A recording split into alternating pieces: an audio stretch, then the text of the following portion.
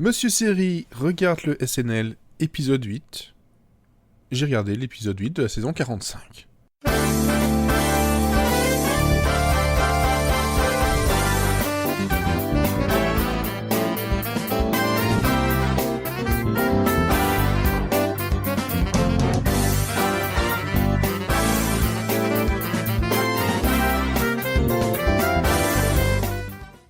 Alors, au programme de cet épisode 8 de la saison 45, en host, on avait Jennifer Lopez.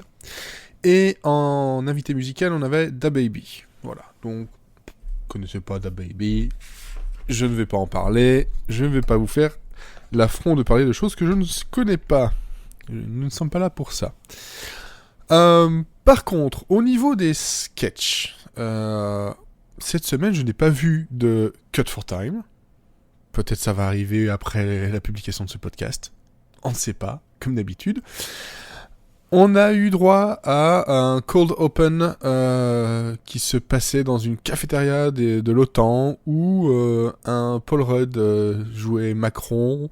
On avait aussi Jimmy Fallon dans le rôle de Trudeau et James Corden qui jouait Boris Johnson. Et tout ça pour nous faire un sketch qui n'est pas sans rappeler la petite vidéo qui a été diffusée où on voyait certains hauts représentants se moquer ouvertement de Trump. Là, c'est la même idée, mais comme si on était dans une école et dans la cafétéria de l'école. Il y avait quelques bons mots, c'était assez drôle et assez bien pensé. En tout cas, c'était un bon cold open bien dynamique. Et ensuite, on a eu droit justement à donc l'ouverture, le monologue de Jennifer Lopez qui nous a parlé de son année qui était incroyable avec tout ce qu'elle a eu au cinéma, en musique, etc. Voilà, qui finit d'ailleurs en musique dans une superbe tenue. On a même droit à une tête qui explose dans le public quand elle annonce qu'elle a 50 ans. Voilà, c'était bien rythmé, drôle. Juste ce qu'il fallait pour un bon début. Sinon, au niveau des sketchs, on a eu le droit à Chad, qui nous est de retour. Comment dire, un Chad en demi-teinte, son hockey, tout ça, c'était drôle. Le fait que ça se joue avec J-Lo, il joue le roadie et qui ne comprend pas en fait que J-Lo est amoureuse de lui. Ouais, voilà. Si vous connaissez le personnage de Chad, on a déjà vu mieux. Franchement, c'était pas obligatoire de le revoir. Cecily Strong et Jennifer Lopez nous ont offert une fausse pub qui s'appelle Oops, qui en fait parle de boucle d'oreille créole. Elles vendent ça comme quelque chose de super génial, indispensable, mais elles le vendent d'une façon que personne n'aimerait les acheter tout simplement. Donc, petit sketch de pub infomercial classique, mais qui fonctionne bien. En tout cas, voilà, le duo fonctionne bien. Petite mention spéciale, une grande mention spéciale pour Dem Tramps, où Kenan Thompson joue le rôle d'un Trump noir. Et qu'est-ce qui se passerait si Trump était noir? Et est-ce qu'il aurait les mêmes votes? Et voilà, plein de questions. Très drôle, bien court, rythmé comme il faut. On ne s'ennuie pas. C'est le contraire de Wisconsin Woman où voilà, Kate McKinnon, Jennifer Lopez et Cecily Strong qui nous jouent des femmes du Wisconsin, voilà, le cliché, on va dire, redneck, où deux gens de la ville viennent acheter des choses dont ils ont besoin, et puis d'une histoire d'ours qui dévore des gens, enfin, c'est n'importe quoi, c'est pas forcément très drôle, à part un ou deux moments avec l'ours, justement. Voilà, ça aurait pu être coupé, c'était pareil.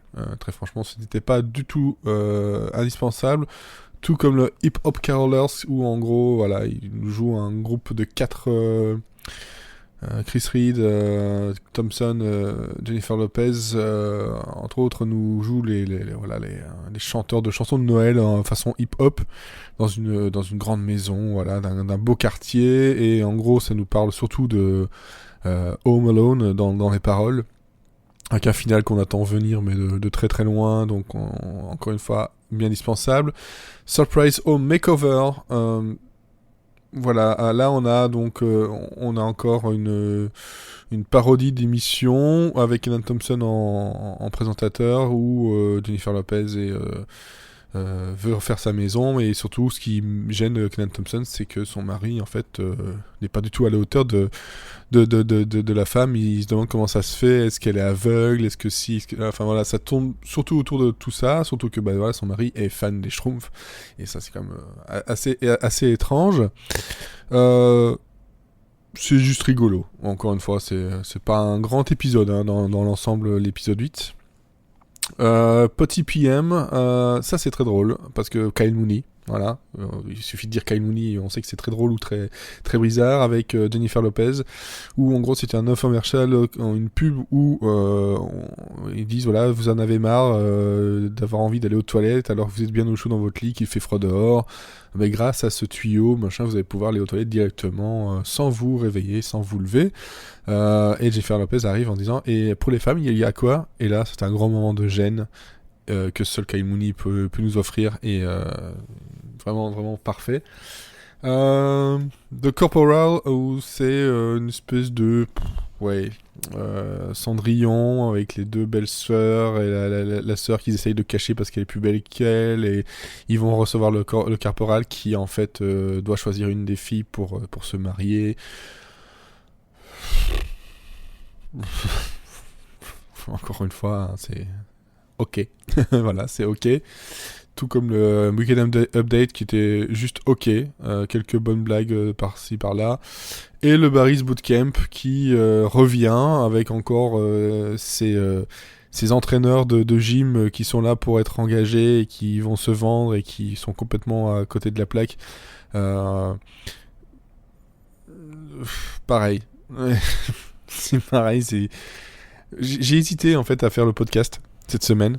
Pas parce que c'était mauvais, juste parce que j'aurais rien à dire en fait. Damn Trumps et le Cold Open ils sont à garder de façon claire. Potty PM est à garder. Peut-être le Surprise Home Makeover. Le Weekend Update parce que voilà, ils font du Weekend Update et ça, voilà, il y a Jules, un espèce de petit personnage qui vient, qui est très sympa. Nancy Pelosi qui est moyenne, ok, jouée par Kate McKinnon. Donc c'est ça, j'étais un peu encore un épisode où voilà, c'est pas indispensable du tout. C'est tout ce que j'avais à dire. Je vous donne rendez-vous la semaine prochaine, normalement, si je me trompe pas, dans mon calendrier. Et venez réagir sur Twitter, savoir si vous aussi vous avez trouvé que cet épisode était mouais, juste mouais, et qui ne brillera en fait à l'extérieur que par son sketch avec Macron, joué par Paul Rudd.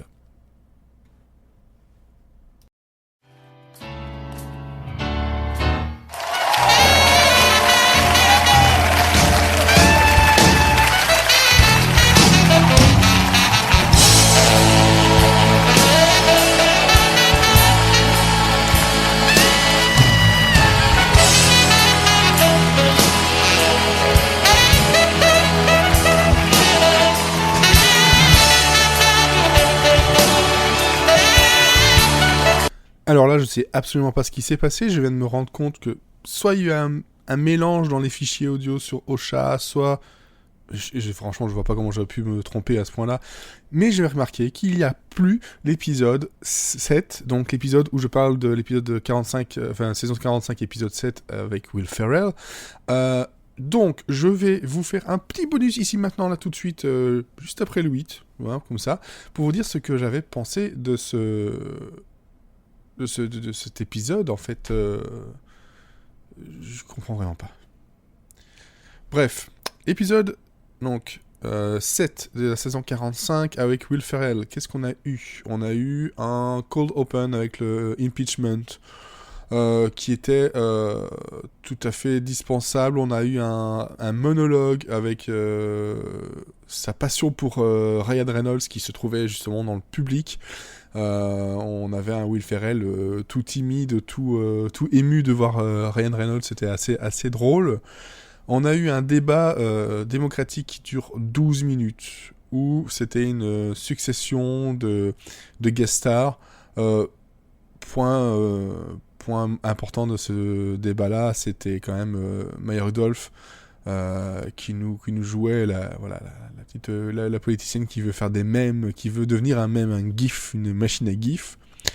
On a, dans le Weekend Update, on a eu The Guy Who Just Bought a Boat, où là on a Ryan Reynolds qui venait aussi supporter Steven Moffat dans un déluge de gênance sexiste et triste. Oui, voilà, bon, soit. On a eu quand même beaucoup de cut for time dans cet épisode. Des cut for time comme Date in Mexico, qui est clairement dispensable, hein, où c'est un gars qui attend sa copine qui vient de Moldavie, je pense, si je me souviens bien de l'épisode. Et qui l'a rencontré sur un site de rencontre spécial, et on sent que ça a tourné sur le côté où ben voilà, c'est du fake, et c'est une arnaque. Par contre, on a eu le jeans commercial avec Peekaboo de chez Wranglers, où là c'est très drôle, dommage que ça soit pas resté justement, où les jeans ont des espèces de, comment dire, de décolleté, mais pour le cul. The Cast List, où c'est un prof de théâtre qui joue avec l'anxiété de ses élèves sur qui va se retrouver sur la liste de la pièce, et c'est plein de petits pics et de trucs assez rigolos, donc ça passe pas trop mal. On avait King Princess en invité musical. On avait un sketch sur le ventriloque, où là c'est la marionnette qui se plaint d'être abusée et d'être utilisée comme même limite en esclavage par son ventriloque. Le public réagit de façon très premier degré, c'est vraiment très drôle. On a eu le sketch sur le First Thanksgiving, où là c'est une collection de... Bah, c'est l'oncle, on va dire l'oncle raciste qui m'est transposé au premier repas de Thanksgiving. Sauf que là, bah, entre guillemets, l'oncle raciste, c'est un des natifs américains, et c'est pour retourner le truc tout de façon politique, en gros de dire, bah voilà, vous parlez des immigrés, mais en fait, n'oubliez pas que vous êtes des immigrés, et que finalement aussi, de toute façon, d'où l'on vienne, personne ne digère le maïs. C'est un sketch vraiment très drôle et bien piquant au niveau politique, ça fait vraiment plaisir. Le Pizza Hut, c'est une publicité pour une pizzeria où une famille essaie de montrer pourquoi elle aime cette pizzeria-là, et puis ça tourne au drame avec une mère qui se sent délaissée par sa famille parce qu'elle essaie de se lâcher un petit peu, et ça devient gênant mais drôle. On a Party Song, où on a comment dire, on a Will Ferrell qui est un prof qui débarque dans un clip qui est en fait une chanson de fête d'élèves, et il trouve ça vraiment très bizarre. Mais c'est à voir absolument aussi. The Wizard of Oz, cinéma classique, en gros c'est la fin alternative, qu'est-ce qui s'est passé, grand moment de what the fuck.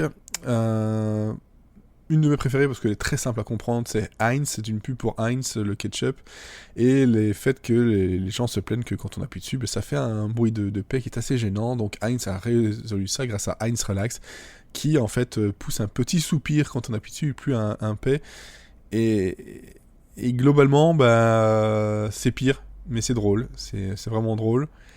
Et alors, par rapport à l'autre épisode que j'avais enregistré avant, qui n'existe plus apparemment, je sais pas pourquoi, on a le Cut for Time supplémentaire qui est arrivé, où en gros Will Ferrell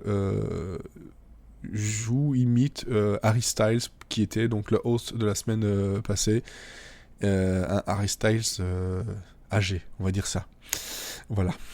En tout cas, Je sais pas d'où est passé l'autre épisode, mais voilà, vous avez un bonus. De rien.